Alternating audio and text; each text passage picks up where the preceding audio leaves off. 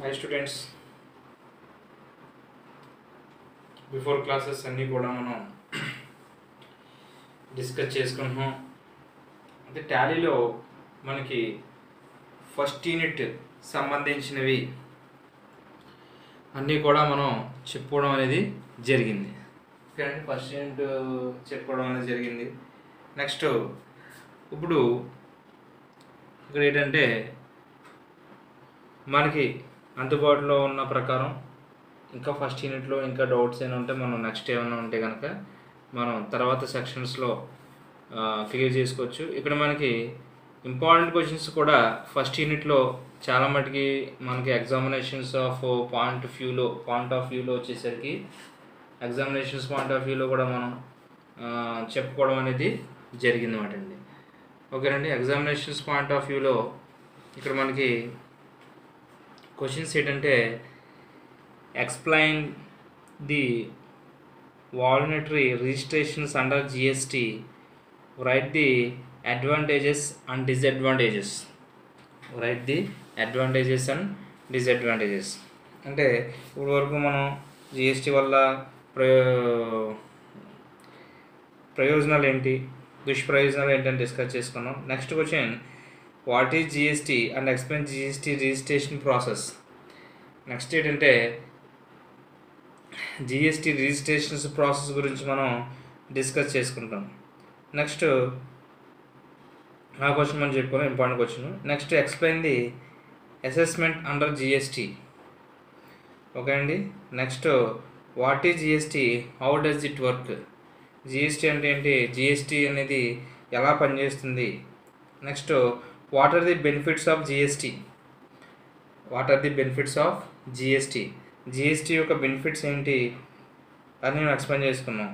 Next what are the taxes to be subsidised in GST. ఓకేనండి, మినహాయింపులు ఏమైనా ఉన్నాయా లేదా జిఎస్టీలో, ట్యాక్సెస్లో, అవి ఉంటే చెప్పండి అని చెప్పేసి మాటండి. Next what is the meaning and purpose of GST purpose ఏం చేస్తే జిఎస్టీ అర్థం ఏంటి అని. తర్వాత how will GST benefits industry, trade and agriculture వ్యవసాయంలోను, తర్వాత ఇండస్ట్రీ పరంగా చూసుకుంటే మనకి జిఎస్టీ బెనిఫిట్స్ ఏమైనా ఉన్నాయా. జిఎస్టీ రిక్వైర్డ్, అసలు జిఎస్టీ ఎందుకు రిక్వైర్ అవసరం అవుతుంది. Next what should be get registered under GST, తర్వాత what records must be maintain under GST. ఇవి మనం ఇంపార్టెంట్ క్వశ్చన్స్ మనం డిస్కస్ అనేవి చేసుకున్నాం. ఈ ఫస్ట్ యూనిట్స్ అంతా కూడా మనం డిస్కస్ చేసుకున్నాం. ఇవే ఇంపార్టెంట్ అని కాదు, ఇక్కడ మ్యాక్సిమం ఏంటంటే ఇప్పుడు విత్ ఇన్ టైంలో ఇప్పుడు మనకు ఎగ్జామినేషన్స్ పాయింట్ ఆఫ్ వ్యూలో మాత్రమే మనం చెప్పుకుంటున్నాం. ఓకేనండి, టాలీ నేర్చుకోవాలి అంటే మనకి ఇంట్రడక్షన్స్ పార్ట్ తెలియాలి. అందుకే ఇంట్రడక్షన్స్ అనేది మీకు చెప్పడం అనేది క్లియర్గా జరుగుతుంది. ఎక్కడికి వెళ్ళిన ఇంట్రడక్షన్స్ ఇదే చెప్తారండి. ఓకేనండి. తర్వాత ఇప్పుడు నెక్స్ట్ ఏంటంటే యూనిట్ 2 చూసుకుంటే, ఓకే అండి. నెక్స్ట్ ఎక్స్ప్లెయిన్ ది యూనిట్ 2లో మనకి సబ్ టాపిక్స్ ఏమున్నాయంటే అండి, GST transaction, GST rates, ledger creation, తర్వాత సింగిల్ అండ్ మల్టిపుల్ లెడ్జర్, తర్వాత alternating ledger, configure stock and ledger, GST rate allocation to stocks. ఇక్కడ మనం ఏం చేస్తామంటే ఇక్కడ ఇప్పుడు మనకి జిఎస్టీ అనేది ఎలాగ మనకి వర్క్ చేస్తుంది అనేది ఒక్కసారి మన సిస్టంలో చూస్తామండి. అర్థమవుతుందండి, జిఎస్టీ అనేది ఎలా వర్క్ అవుతుందో అనేది ఇక్కడ మనం చూస్తామండి. అదే అర్థమైందా మీకు ఈసారి. ఇక్కడ రెండోది ఏమి ఇచ్చాడు అంటే జిఎస్టీ, ఇక్కడ మనకి యూనిట్ 2లో వచ్చేసరికి ఇప్పుడు జిఎస్టీ ట్రాన్సాక్షన్స్ అంటే ఏంటి, జిఎస్టీ రేట్స్ ఎలా ఉన్నాయి, మనకి లెడ్జర్ అనేది మనం ఏ విధంగా క్రియేట్ చేసుకుంటాం. ఓకేనండి, లెడ్జర్ అనేది ఏ విధంగా క్రియేట్ చేసుకుంటాం అనే విషయాలు ఇప్పుడు మనం నేర్చుకుంటాం అన్నమాట. ఇప్పుడు యూనిట్ 2 మాట అండి. యూనిట్ 2లో ఇప్పుడు మనకి అసలు ఫస్ట్ ఇక్కడ మీకు తెలియని విషయం ఏంటంటే ఇక్కడ ఇందులో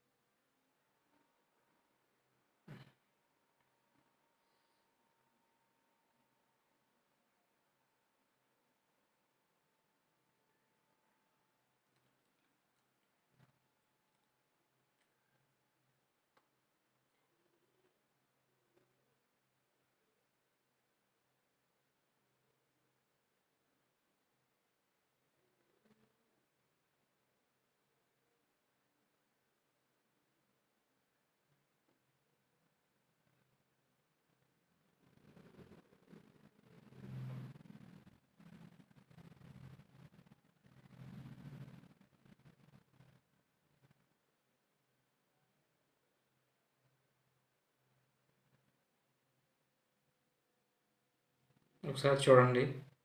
మనకు ఇమేజెస్ చూస్తాం. ఇమేజెస్ అనేవి క్రియేట్ చేయడం జరిగింది. మరి అవి దొరకలేదు అనుకుంటున్నాను. చూడండి ఒకసారి. ఇక్కడ ఫస్ట్ దీని గురించి తెలిసే ముందు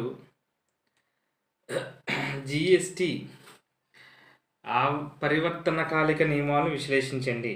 ఏంటండి జిఎస్టి పరివర్తన నియామకాలు గురించి విశ్లేషణ ఇప్పుడు మనం అనేది చూస్తామటండి. ఓకేనా. ఇప్పుడు మనం చూసినట్లయితే ఇందులో క్వశ్చన్ ఇదండి. ఓకే ఓకే ఓకే వెయిట్ చేయండి. చూడండి ఒకసారి. క్వశ్చన్ ఇదండి. జిఎస్టి ఓకేనా పరివర్తనకాలిక నియమాల గురించి వివరించండి. జిఎస్టి చట్టం అమల్లోకి వచ్చిన తరుణంలో జిఎస్టి చట్టం అమల్లోకి వచ్చిన తరుణంలో ఇక్కడ మనం చూసినట్లయితే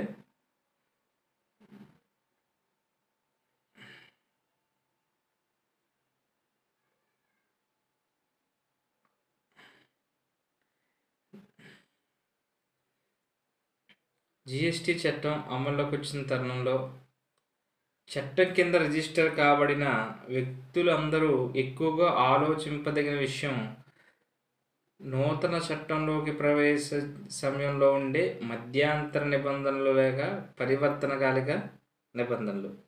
అయితే పాత చట్టాల నుండి జిఎస్టి చట్టంలోకి మారే వ్యాపారస్తులు అంటే పాత చట్టాలు అంటే ముందు వ్యాట్ ఇంకా సాన్ ఉండేవి. అయితే జిఎస్టి చట్టంలోకి మారే వ్యాపారస్తులు, సంస్థలు మరియు వ్యక్తుల ఆవశ్యక పన్ను జమ ఐటీసీ అంటారు. ఐటీసీ అంటే ఇన్పుట్ ట్యాక్స్ క్రెడిట్. ఐటీసీ అంటే ఏంటి? Input tax credit. CENVAT credit అంటే సెంట్రల్ వ్యాట్ క్రెడిట్ అంటాం. దీన్ని ఏమంటారండి? Central VAT credit. ఇక్కడ మనం వ్యాట్ క్రెడిట్ అంటే సెంట్రల్ వ్యాట్ క్రెడిట్, అదే మీకు చెప్తాం. ఇప్పుడు ఇక్కడ మనం చూసినట్లయితే సెంట్రల్ వ్యాట్ క్రెడిట్ అంటే ఏంటి?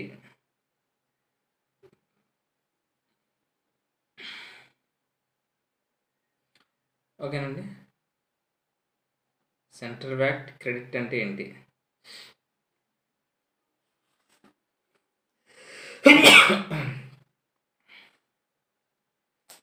ఇక్కడ మనం చూసినట్లయితే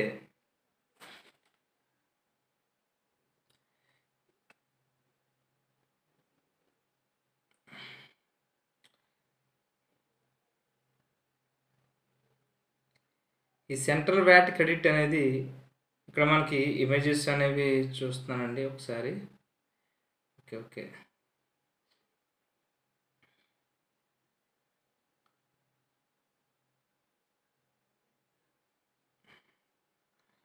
ఓకే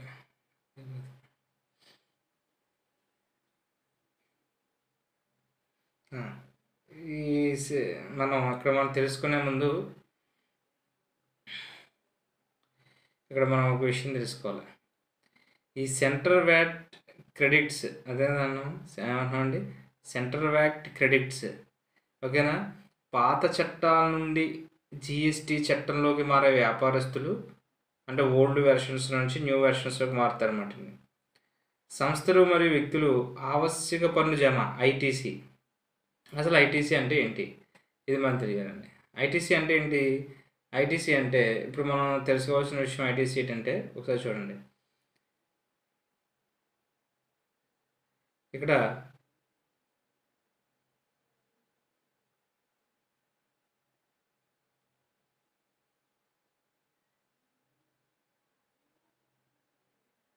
ఇన్పుట్ ట్యాక్స్ క్రెడిట్ అంటే ఏంటంటే ఒకసారి చూడండి. ఇన్పుట్ ట్యాక్స్ క్రెడిట్ లేదా ఐటీసీ అనేది ఒక వ్యాపారం కొనుగోలుకి చెల్లించే పన్ను మరియు అది అమ్మకం చేసినప్పుడు దాని పన్ను బాధ్యతను తగ్గించడానికి ఉపయోగించవచ్చు. మరో మాటలో చెప్పాలంటే కొనుగోలుపై చెల్లించిన జిఎస్టీ మేరకు క్రెడిట్ని క్లెయిమ్ చేయడం ద్వారా వ్యాపారులు తమ పన్ను బాధ్యతను తగ్గించగలవు. ఇక్కడ క్లెయిమ్ అంటే ఏంటండి? ఇక్కడ మనం క్లెయిమ్ అంటే కొత్తగా తెలిసి వచ్చిన విషయాలు ఏమీ లేదు ఇందులో. క్లెయిమ్ అంటే పన్ను అథారిటీ ఉన్నవాళ్ళు మాట అండి. ఈ వస్తువు నాది, దీనికి నేను సంబంధించిన బాధ్యుడిని అని చెప్పేసి ఒకరిని క్లెయిమ్ చేయడం ద్వారా వ్యాపారులు తమ పన్ను బాధ్యతను తగ్గించగలవు. Goods and service tax GST అనేది ఒక సమగ్ర పన్ను వ్యవస్థ. ఇక్కడ వ్యాపారం చేసే ప్రతి కొనుగోలు మరొక వ్యాపారం అమ్మకంతో సరిపోలాలి. ఇది మొత్తం సరఫరా గొలుసు అంతటా క్రెడిట్ ప్రవాహాన్ని అంతులేని ప్రక్రియగా చేస్తుంది. అంటే ఐటీసీ అంటే ఇప్పుడు మనం ఏం చేసుకున్నాం అంటే అండి, ఒకసారి మీరు చూడండి. ఇప్పుడు మనం ఏం చెప్పుకుంటున్నామంటే పరివర్తన నియామకాలు ఏంటంటే సంస్థలు మరియు వ్యక్తుల యొక్క ఆవశ్యక పన్ను జమ. ఐటీసీ అంటే ఏం చెప్పుకున్నప్పుడు మనం ఇవ్వండి ఇన్పుట్ ట్యాక్స్ క్రెడిట్ లేదా ఐటీసీ అనేది ఒక వ్యాపారం అనేది ఒక వ్యాపారం కొనుగోలుకు చెల్లించే పన్ను మరియు అది అమ్మకం చేసినప్పుడు దాని పన్ను బాధ్యతను తగ్గించడానికి దీన్ని ఉపయోగించవచ్చు. ఓకేనండి, ఇక్కడ వరకు చూసుకోండి. చూసారండి, ఇన్పుట్ ట్యాక్స్ రేట్ లేదా ఐటీసీ అనేది ఒక వ్యాపారం కొనుగోలు చెల్లించే పన్ను మరియు అది అమ్మకం చేసినప్పుడు దాని పన్ను బాధ్యతను తగ్గించడానికి ఉపయోగించవచ్చు. ఓకేనండి, ఇది మనకి ఐటీసీ. అయితే ఇక్కడ మనకి క్లియర్గా చెప్పాలంటే ఇక్కడ మనం వచ్చినట్లయితే పాత చట్టాల నుండి జిఎస్టీ చట్టంలోకి మారే వ్యాపారస్తులు, సంస్థలు మరియు వ్యక్తుల యొక్క ఆవశ్యక పన్ను జమ ఐటీసీ సెంట్రల్ వ్యాట్స్ క్రెడిట్ అంటాం అండి. సెంట్రల్ వ్యాట్ క్రెడిట్లు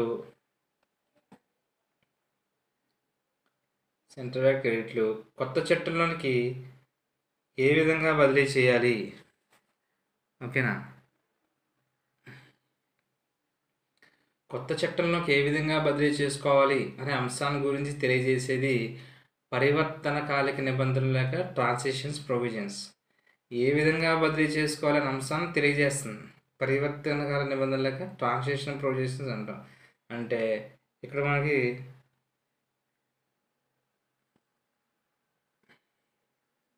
ఓకేనండి, అంటే ఇక్కడ క్వశ్చన్ ఏంటంటే జిఎస్టీ అనేది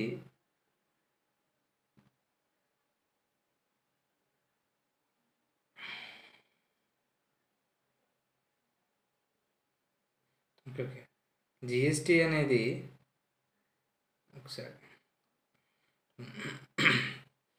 మనం చూసినట్లయితే జిఎస్టీ పరివర్తనకాలిక నియామకాల గురించి మనం విశ్లేషిస్తున్నాం. అయితే జిఎస్టీ పరివర్తన నియామకాలు అంటే ఏంటంటే ఇక్కడ మనం పాత చట్టాల నుండి జిఎస్టీ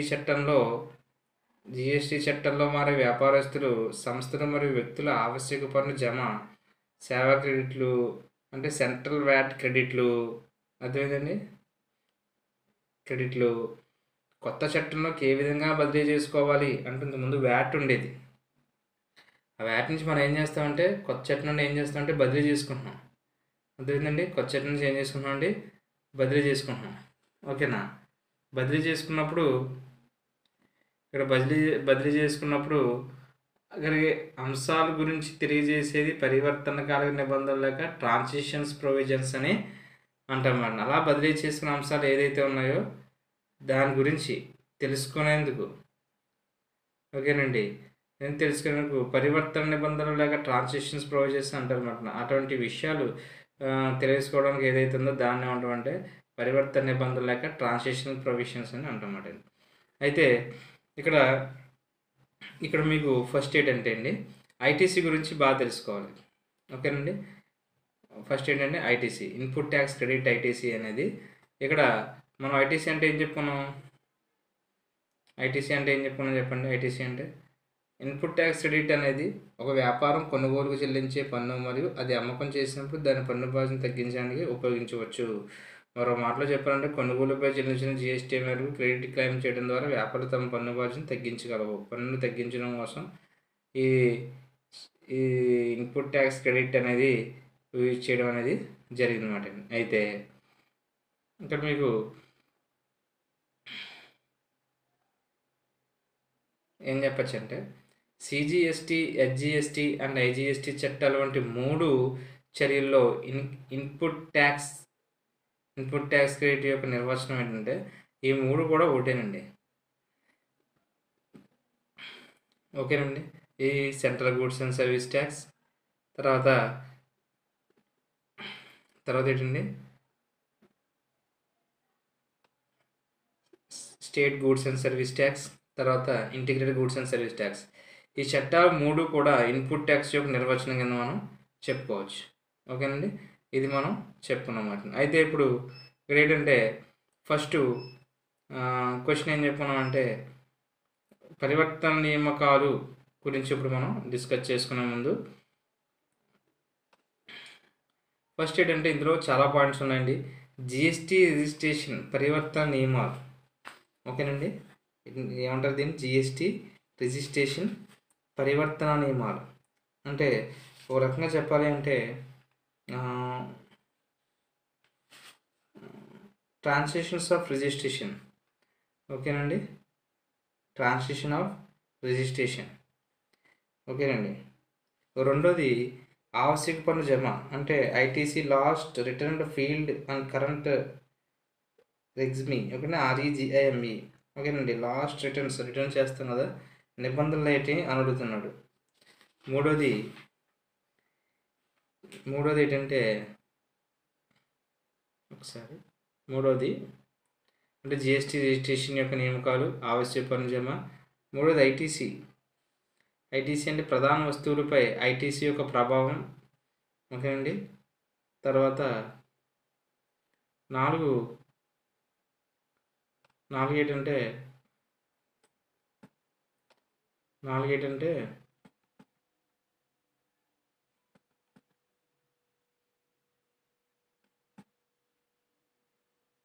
చూడండి,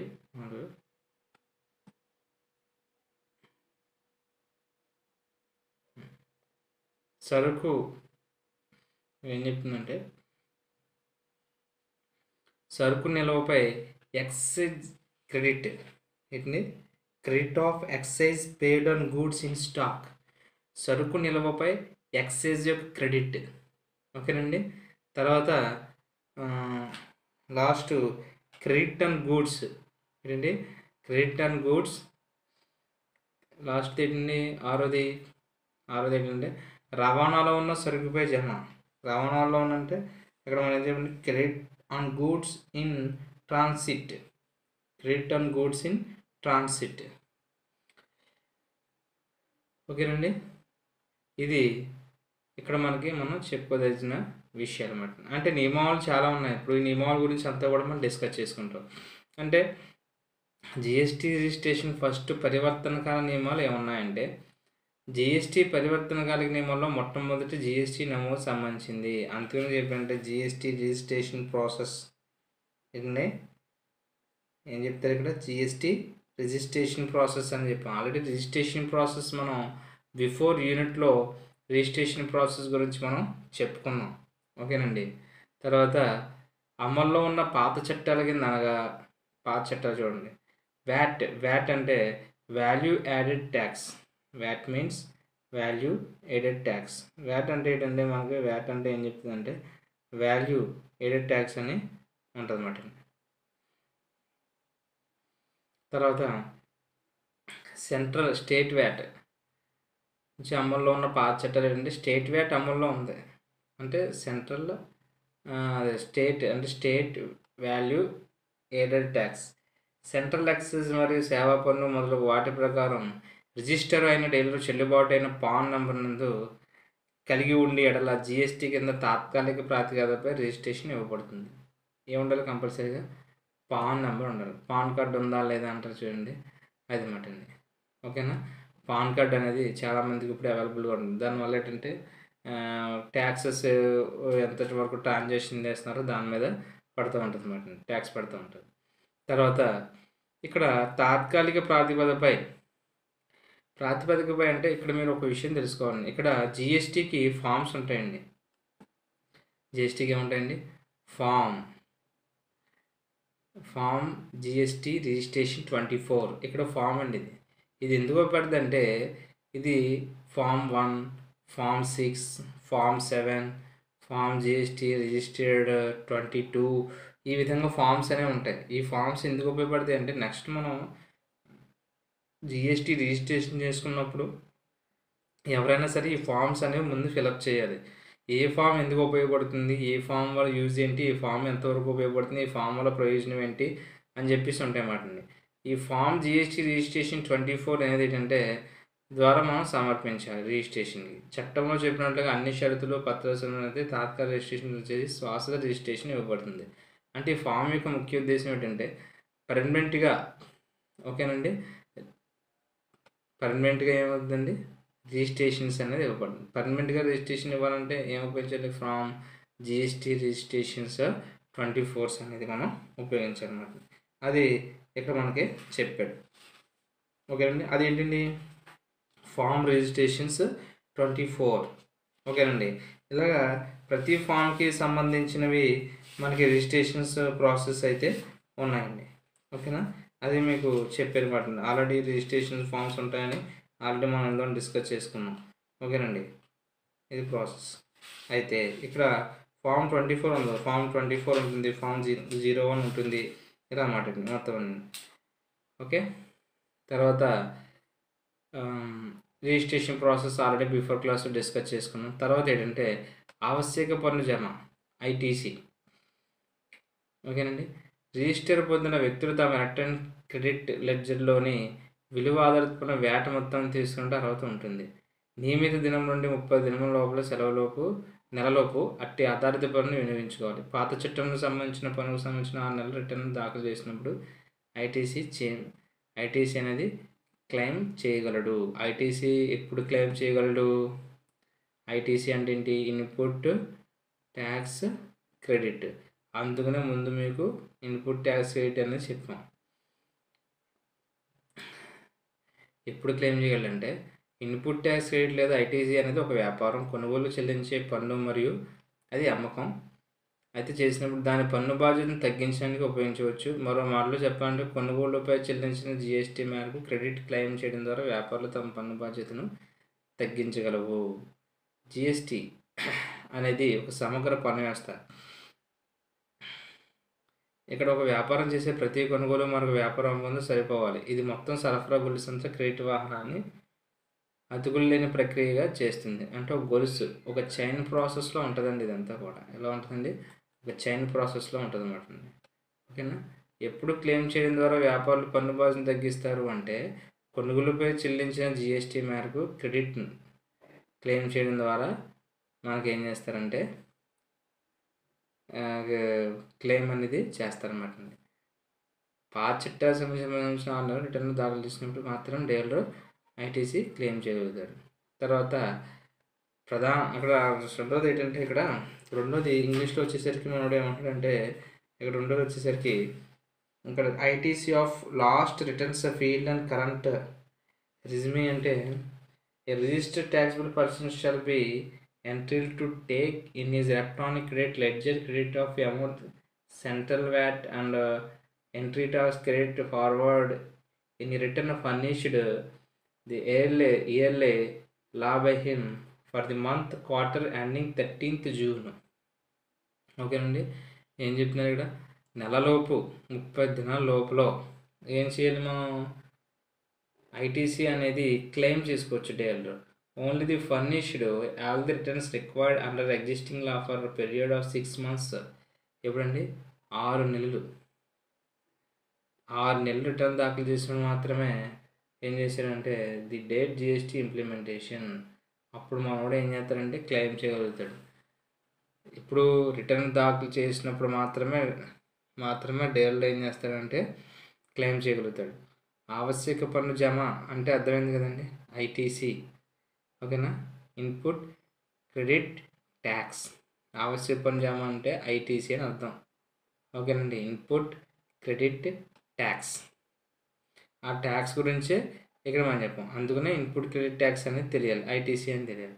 ఆ ఐటీసీ ఇక్కడ మనం చెప్పాం ఆవశ్యక పన్ను జమ అని చెప్తామన్నమాట ఇంగ్లీష్లో వచ్చేసరికి. ఓకేనా, అది ఒకసారి మీరు ఆవశ్యక పన్ను జమ అంటే ఐటీసీ, ఇన్పుట్ క్రెడిట్ ట్యాక్స్. అదే ఇది మనం చెప్పుకున్నాం. ఓకేనండి, దీని గురించి చూస్తున్నారా మీరు? ఇది మనం చెప్పుకుంటా ఇన్పుట్ ట్యాక్స్ క్రెడిట్ అని. అయితే ఇక్కడ మనం వచ్చేసరికి ప్రధాన వస్తువులపై ఐటీసీ ఎలా ఉంటుందండి? ప్రధాన వస్తువులపై ఐటీసీ అంటే ఇక్కడ మనం చూసినట్లయితే ప్రధాన వస్తువులు అంటే VAT excise paid of capital goods. Okay అండి. అంటే ప్రస్తుత ప్రధాన వస్తువుల కొనుగోలుపై ఐటీసీ త్వరితంగా అందుబాటులో లేదు. అదేండి, త్వరితంగా ఏం లేదు, అందుబాటులో అనేది లేదు. అయితే మరి అన్ని వస్తువులపై కాకుండా కొన్ని నిర్దిష్టమైన ప్రధాన వస్తువులపై మాత్రమే ఐటీసీని ఉపయోగించవచ్చు. 2004 సెన్వాట్ అంటే సెంట్రల్ వ్యాట్ క్రెడిట్ రూల్స్. ఓకేనండి, సెంట్రల్ వ్యాట్ క్రెడిట్ రూల్స్. ఓకేనా, క్రెడిట్ రూల్స్ సెంట్రల్ వ్యాట్ అంటాం. ప్రకారం ప్రధాన వస్తువులపై ఐటీసీ మొదటి సంవత్సరం వాయిదాల పద్ధతిలో కొన్ని నెలల పాటు మరికొన్ని రాష్ట్రాల్లో ప్రధాన వస్తువులు వ్యాపారం చేసే సందర్భంలో మాత్రమే ఐటీసీని పొందడం జరుగుతుంది. అంటే జిఎస్టీ పాలన విధానంలో డీలర్ వ్యాట్ పన్ను మొత్తాన్ని, ఎక్సైజ్ క్రెడిట్ మొత్తాన్ని ప్రధాన వస్తువులపై ఐటీసీగా పొందుతారు. ఇక్కడ ఏంటంటే ఏం చెప్పిన జిఎస్టీ పాలనా విధానంలో ఏం చేస్తారంటే డీలరు వ్యాట్ పన్ను మొత్తాన్ని, ఎక్సైజ్ క్రెడిట్ మొత్తాన్ని ప్రధాన వస్తువులపై ఐటీసీగా పొందుతారు. అంటే డీలర్ ఎవరైతే ఉన్నారో ఆ వాల్యూ యాడెడ్ ట్యాక్స్ పన్ను మొత్తం అంతా కూడా ఎక్సైజ్ క్రెడిట్ మొత్తాన్ని ప్రధాన వస్తువులపై ఐటీసీగా పొందుతారు. ఏ వస్తువులపై అండి? ప్రధాన వస్తువులపై ఎలా పొందుతారు? ఐటీసీగా పొందుతారు అన్నమాట. అయితే ఇక్కడ మరి 3 అయినాయండి. ఫస్ట్ మనం ఏం డిస్కస్ చేసుకుని చెప్పండి? 3 ఫస్ట్ ఇక్కడ మనం డిస్కస్ చేసుకున్నది జిఎస్టీ రిజిస్ట్రేషన్ ప్రాసెస్, ఐటీసీ, తర్వాత ప్రధాన వస్తువుపై ఐటీసీ. ఓకేనండి, ఇది మనం డిస్కస్ చేస్తాం. తర్వాత 4 సరుకు నిల్వపై ఎక్సైజ్ క్రెడిట్. అక్కడ ఇంగ్లీష్లో వచ్చేసరికి సరుకు నిల్వపై ఎక్సైజ్ క్రెడిట్ అంటే ఇక్కడ మనకి స్టాక్. ఏంటండి? స్టాక్. ఏం స్టాక్ ఇది? Credit of excise paid on goods in stock. ఇక్కడ మనం ఏం చెప్తున్నాం అంటే సరుకు నిల్వపై ఎక్సైజ్ క్రెడిట్ అంటే credit excise paid on goods in stock. తర్వాత ఇందులో మనకి ఏం చెప్తున్నాం అంటే సరుకు నిల్వపై ఎక్సైజ్ క్రెడిట్ పొందడం కింద 3 దశల ద్వారా చేసుకోవచ్చు. ఎన్ని దశలు అన్నాడు? కింద 3 దశలు అంటున్నాడు. 3 దశలు అంటే first excise invoice available, excise invoice అందుబాటులో ఉండుట. తర్వాత క్రెడిట్ ట్రాన్స్ఫర్ డాక్యుమెంట్ అవైలబుల్, అందుబాటులో ఉన్న క్రెడిట్ బదిలీ పత్రం. డాక్యుమెంట్ అంటే పత్రం అంటండి.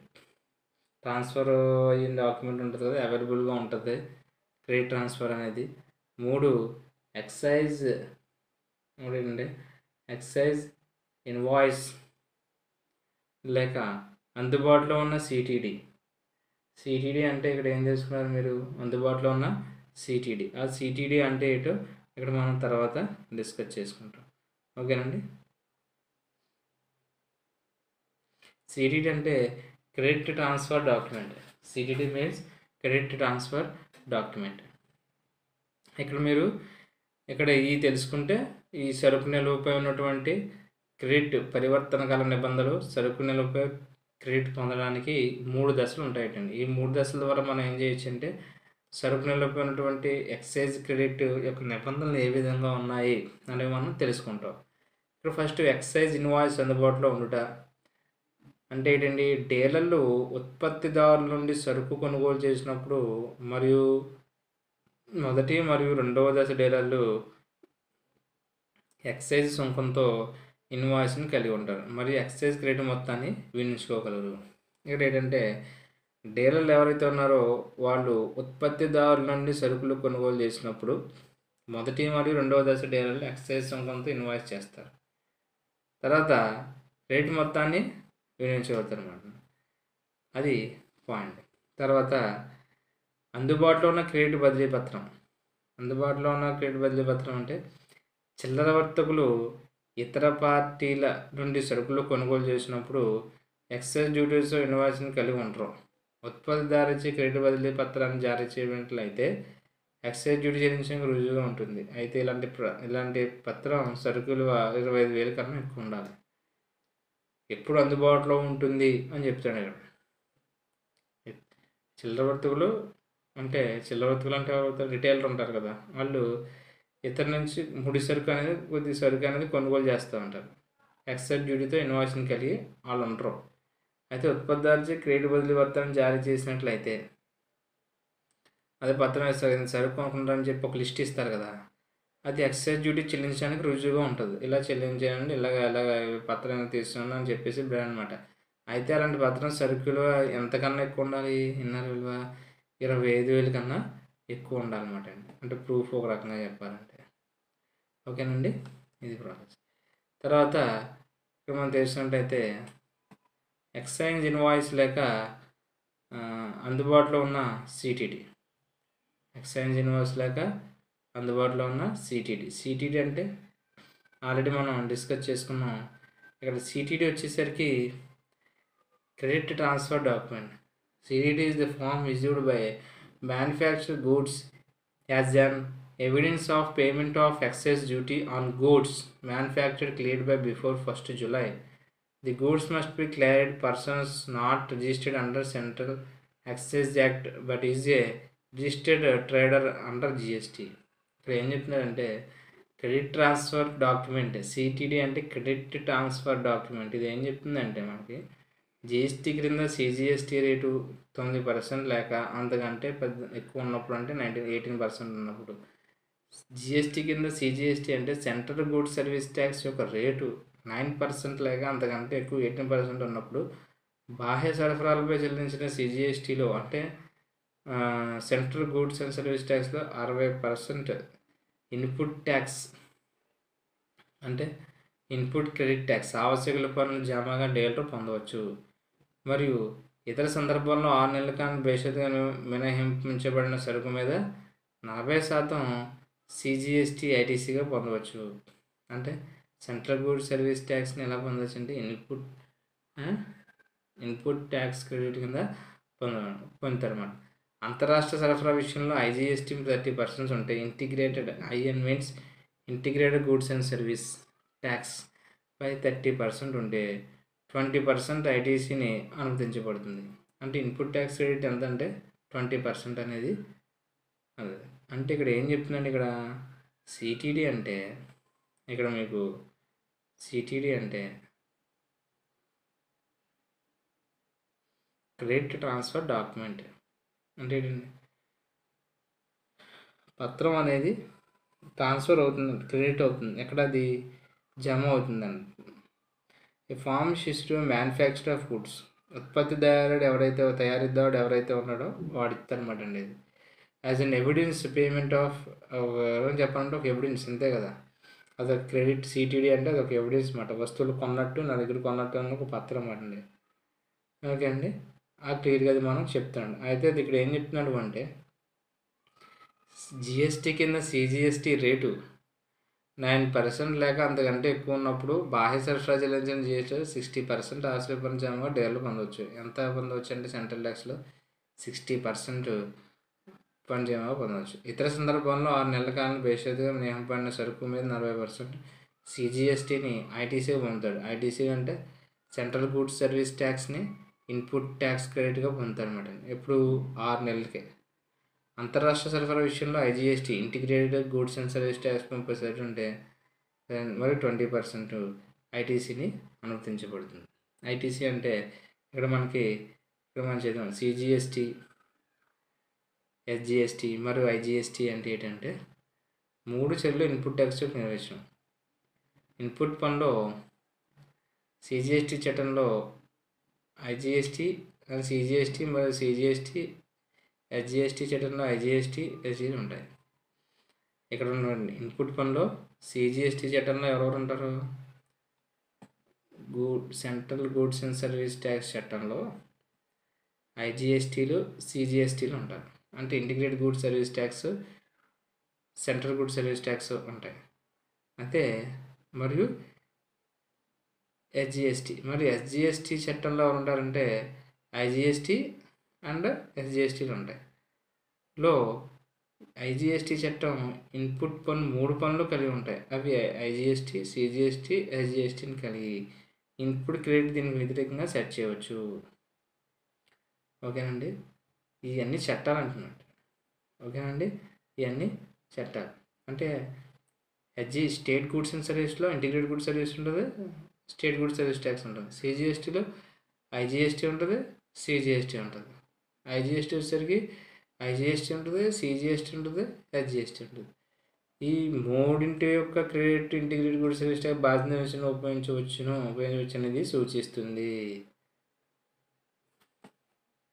ఈ మూడు కూడా ఏంటంటే అండి, ఇంటిగ్రేటెడ్ గుడ్స్ సర్వీస్ ట్యాక్స్ యొక్క బాధ్యతను నిర్వహించడానికి ఉపయోగించవచ్చు అనేది సూచిస్తుంది. ఏది? ఐజీఎస్టీ అనేది, integrated goods and service tax అనేది సూచిస్తుంది అన్నమాట. ఇది మనం డిస్కస్ చేసుకున్నాం. నెక్స్ట్ దీని గురించి ఇంకా మనకి క్లాస్ వచ్చేసరికి ఇంకా లాస్ట్లో మనకి ఎక్సైజ్ ఇన్వాయిస్ అందుబాటులో ఉన్న సిటీటీ తర్వాత రేట్లు, దీని గురించి మనం డిస్కస్ అనేది చేసుకుంటాం. Thank you.